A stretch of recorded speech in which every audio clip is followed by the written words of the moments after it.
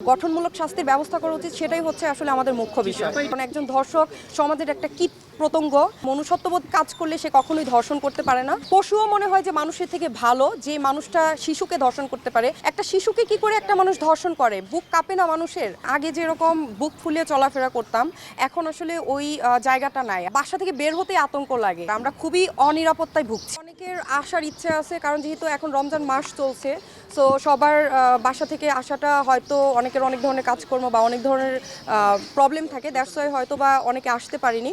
But এই জিনিসটা যদি একটু আগে থেকে 2-3 দিন আগে থেকে আমাদের প্ল্যান করা হতো, আমার মনে হয় যে অনেকেই আসতো। এখন রেফারেন্স দিয়ে আসলে যারা আসেন নাই তারা কেন আসেন নাই সেটা তো অ্যাকচুয়ালি আমি বলতে পারছি না। বাট আমরা আমাদের যাদের সম্ভব হয়েছে তারা এসছি। এখন এটা নিয়ে আসলে তর্ক বিতর্ক করে লাভ নাই, কিছুই বলার নাই। আমরা যারাই আসছি, যে উদ্যোগেই আমরা দাঁড়িয়েছি, আসলে আমাদের এখন কে আসলো না আসলো সেটা বিচার করার সময় না। আমাদের হচ্ছে ধর্ষকের শাস্তি কী হওয়া উচিত সেটার জন্য একটা গঠনমূলক শাস্তির ব্যবস্থা করা উচিত, সেটাই হচ্ছে আসলে আমাদের মুখ্য বিষয়। একজন ধর্ষকের শাস্তি আসলে আমার মনে হয় যে ফাঁসি হওয়া উচিত। কারণ একজন ধর্ষক সমাজের একটা কীট প্রত্যঙ্গ। আমি মনে করি না যে তার মধ্যে একটা মনুষ্যত্ববোধ কাজ করে, কারণ একটা মনুষ্যত্ববোধ কাজ করলে সে কখনোই ধর্ষণ করতে পারে না।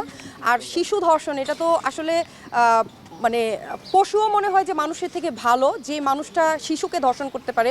একটা শিশু, সে নারী, সে যে একটা নারী সেই অবস্থাতেই তো সে থাকে না। একটা শিশুকে কি করে একটা মানুষ ধর্ষণ করে? বুক কাঁপে না মানুষের? মানে সেই মানুষটা কতটুকু নরপিশাচ হলে এই ধরনের কাজ করতে পারে? তাকে সরাসরি ফাঁসি দেওয়া উচিত। বিনোদন প্রোগ্রামে সবাই আসে, এখন হচ্ছে যারা যারা আসেন নাই আপনারা কাউন্ট করেন কারা কারা আসেন নাই, এবং তাদেরকে যদি ওইভাবে পান তখন তাদেরকে কোশ্চেন করেন। এখন কেন আসে নাই সেটা তো আমি আসলে বলতে পারছি না। আমার সম্ভব হয়েছে, আমি যদি অনেক অসুস্থ, তারপর আমার মনে হয়েছে এখানে থাকা উচিত, যাওয়া উচিত, আমি এসেছি। এখন কেন অন্য শিল্পীরা আসে নাই সেটা তো আমি বলতে পারবো না, কারণ এটার দায়ভার তো আমার না। অবশ্যই ইনসিকিউর ফিল করি, কারণ হচ্ছে আগে যেরকম বুক ফুলিয়ে চলাফেরা করতাম, এখন আসলে ওই জায়গাটা নাই। আর আমরা মিডিয়া পার্সন যারা, তাদের তো আপনারা সবাই জানেন যে টাইম টেবিলের কোনো ঠিক থাকে না। কারণ আমাদের অনেক সময় লেট নাইট শ্যুট হয়, বিভিন্ন জায়গায় শ্যুট হয়, সেখান থেকে আমাদের বাসায় যেতে হয়, যাওয়া আসা করতে হয়। সো ওই জায়গা থেকে একেবারেই হচ্ছে ইনসিকিউর ফিল করি। আর এখন বাসা থেকে বের হতেই আতঙ্ক লাগে। আমি যেরকম দেখা যায় যে আমার বিশেষ কোনো কাজ না থাকলে আমি বাসা থেকেই বের হই না।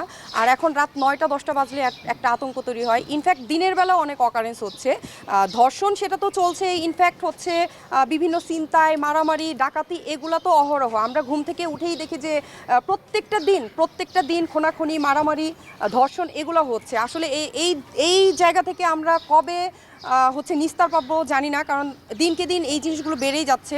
তো আমাদের আসলে জানমালের নিরাপত্তা খুবই দরকার। আমরা খুবই অনিরাপত্তায় ভুগছি, আমাদের জীবনযাপন খুবই দুর্বিষহ হয়ে যাচ্ছে।